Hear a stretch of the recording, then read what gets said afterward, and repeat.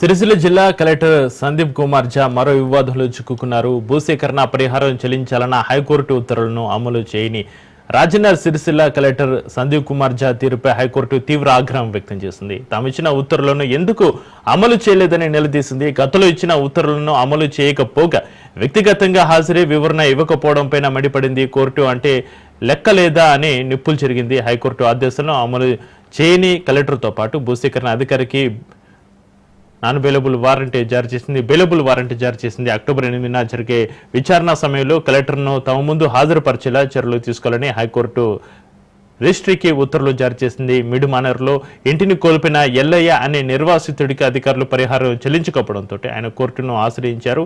Court ఆదేశాలను collector ఉల్లంఘించారు.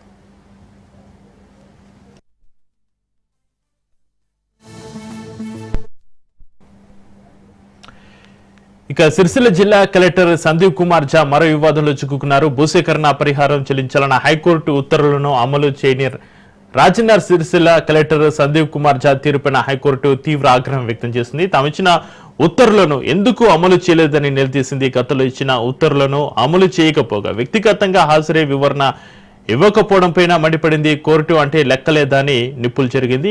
High court ఆదేశాలను అమలు చేయని కలెక్టర్తో పాటు భూసేకరణ అధికారికి బెయిలబుల్ వారెంట్ జారీ చేసింది.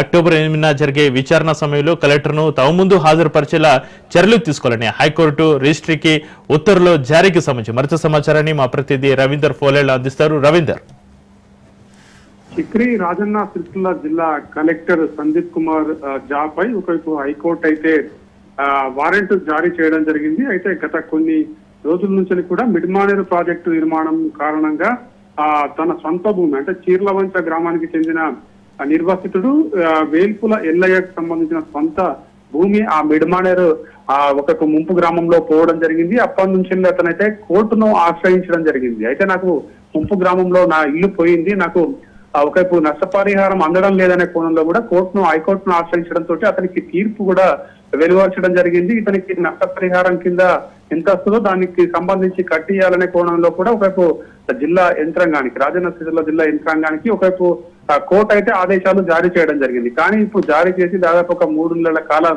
గడుస్తుంది. కానీ అక్కడ ఉన్న జిల్లా కలెక్టర్ తో పాటు కింది అధికారి కూడా దానిపైన స్పందన లేకపోవడం, ఒకవైపు దానికి సంబంధించిన నోటీసులను కూడా పట్టించుకోకపోవడము, అదేవిధంగా జిల్లా కలెక్టర్ కు హైకోర్టు అయితే అతన్ని రావాలి, దానిపైన సంజాయిషి ఇవ్వాలని కూడా చెప్పడంతో అతను గతంలో కూడా వెళ్ళలేదు. అయినా కానీ కోర్టు 2 గంటల సేపు కూడా అతన్ని కోర్టులో ఉంచి అప్పుడు ఒకవైపు నిర్ణయం తీసుకోవడం జరిగింది. అయినా కానీ మళ్ళీ నిన్న వెళ్లాల్సి ఉండే, అతను హైకోర్టులో మళ్ళీ హాజరై దానిపైన స్పందన ఇవ్వాల్సి ఉండే, వివరణ ఇవ్వాల్సి ఉన్న సమయం కూడా అక్కడికి వెళ్ళకపోవడంతో హైకోర్టు ఒకవైపు నిన్న ఆదేశాలు అయితే జారీ చేయడం జరిగింది. వారెంట్ కూడా ఇష్యూ చేస్తున్నట్టుగా హైకోర్టు జారీ చేసి అతన్ని వెంటనే మళ్ళీ హాజరు కావాలి. అక్కడ హాజరైన అనంతరం కూడా అతన్ని పైన మరి హైకోర్టు ఏ విధంగా నిర్ణయం తీసుకుంటుంది అనేది మాత్రం ఒకటి వెయిట్ చేయాల్సిన అవసరం ఉంది. అయితే గతంలో నుంచి కూడా ఇప్పటి వరకు చూసుకున్నట్టయితే అటు కలెక్టర్ పైన జిల్లా సంబంధించిన యంత్రాంగం కూడా చాలా వరకు కురుగా ఉన్నట్టుగా తెలుస్తుంది. ఒకవైపు పెత్తనం చెలాయించడం ఇట్లాంటి చాలా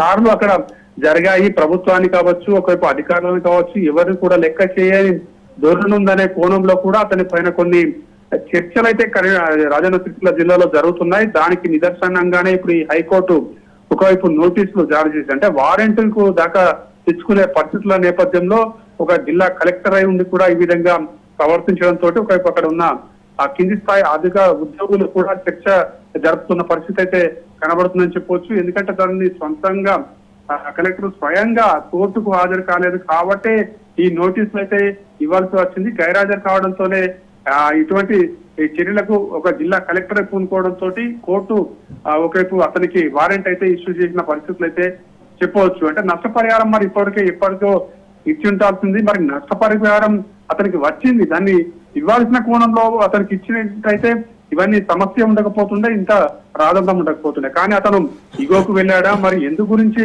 జాప్యం చేయడం జరిగింది, గత 3 నెలల నుంచి 4 నెలల నుంచి ఎందుకు ఇవ్వలేకపోయాడు, ఇచ్చినట్టయితే ఈ సమస్యకు కారణాలు అయితే రాకపోతుండే, అతను కూడా సామరస్యంగా ఉంటుండే, ఇంకా మళ్ళీ హైకోర్టును ఆశ్రయించే అవకాశం ఉండకపోతుండే. కానీ ఇతను నష్టపరిహారం అందించకపోవడంతో ఒకవైపు కోర్టు ఆదేశాలను కూడా ధిక్కరించిన పరిస్థితుల నేపథ్యంలోనే ఆ హైకోర్టు అయితే అతనికి వారెంట్ జారీ చేయడం జరిగింది. మరి దానిపైన సందీప్ ఇటు జిల్లా కలెక్టర్ ఏ విధంగా స్పందిస్తాడు, మరి అదే హైకోర్టు ఆదేశాలను ఏ విధంగా తీసుకుంటారనేది మాత్రం ఒక చర్చనీయాంశంగా రాజన్న సిరిసిల్ల జిల్లాలో మాత్రం కొనసాగుతుందనే చెప్పవచ్చు చక్రి.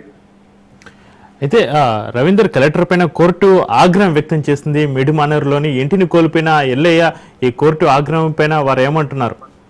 ఇప్పటికైనా కలెక్టర్ స్పందించే అవకాశం ఉందా?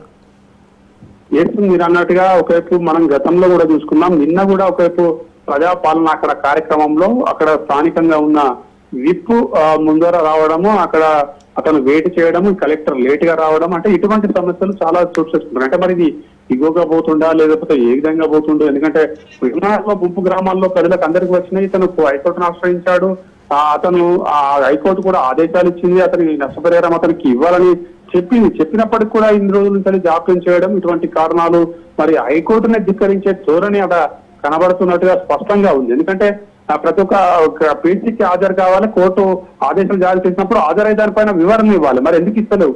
గత కొన్ని రోజుల నుంచి ఎందుకు ఇవ్వడం లేదు? హైకోర్టు జారీ చేసినా కానీ మరి ఏమన్నా సమస్య ఉందా, లేదంటే మీరే జాప్యం ఉందా, కావాలని ఇవ్వచోటు ఇవ్వడం లేదా, ఇటువంటి సమస్యలు ఏ విధంగా ఉన్నాయనే కోణంలో ఒకవైపు హైకోర్టుకి తను సమాధానం ఇవ్వాలి. కానీ హైకోర్టు ఆదేశాలనే బేఖాతరు చేస్తూ అక్కడికి వెళ్ళకపోవడం, వాళ్ళకు సమాధానం ఇవ్వకపోవడం, ఇటువంటి చర్యలను అన్నింటినీ ఎంచుకున్న తర్వాతనే ఒకవైపు హైకోర్టు ఆగ్రహం వ్యక్తం చేసి అతనికి వారెంట్ కూడా ఇష్యూ చేసినట్టు స్పష్టంగా కనబడుతుంది. అతని ధోరణి కారణంగానే అతనికి హైకోర్టు అయితే ఈ వారెంట్ అయితే ఇష్యూ చేసినట్టుగా స్పష్టంగా కనబడుతుంది. ఎందుకంటే ఒక జిల్లా కలెక్టర్ కాబట్టి అతనే మెజిస్ట్రేట్, అతనే ఒకవైపు పాలనా అధికారిగా ఉంటుండు కాబట్టి, ఎందుకంటే ఏ ప్రభుత్వం తరఫున కావచ్చు, ఒకవైపు కోర్టుల తరఫున కావచ్చు, ఎన్నో సమస్యలు ఉంటాయి. వాటిపైన ఇతను స్పందించాల్సిన అవసరం ఉంటుంది. ఎందుకంటే అతని పైన వచ్చిన ఆరోపణని అతను ఎదుర్కోలేకపోతే జిల్లా కలెక్టర్ గా ఏ విధంగా విధులు నిర్వహిస్తాడని కోణంలో కూడా అక్కడ ఉన్న స్థానిక ప్రజలతో పాటు కింది స్థాయి అధికారులు కూడా దానిపైన ఒక చర్చ జరుగుతున్న పరిస్థితి కనబడుతుంది. మరి సందీప్ కుమార్ ఝా అక్కడికి వెళ్లి ఏ విధంగా దానిపైన వివరణ ఇస్తారు, మరి వివరణ ఇచ్చినట్టయితే హైకోర్టు ఏ విధంగా తీసుకుంటుంది, దీనిపైన మరి కోర్టుకు నుంచి ఆదేశాలు ఇంకా కఠినమైన తీవ్రతగా పెంచే అవకాశం ఉంటుందనేది మాత్రం వెయిట్ చేయాల్సిన అవసరం అయితే ఉందని చెప్పవచ్చు Chakri. Right, thank you Ravinder.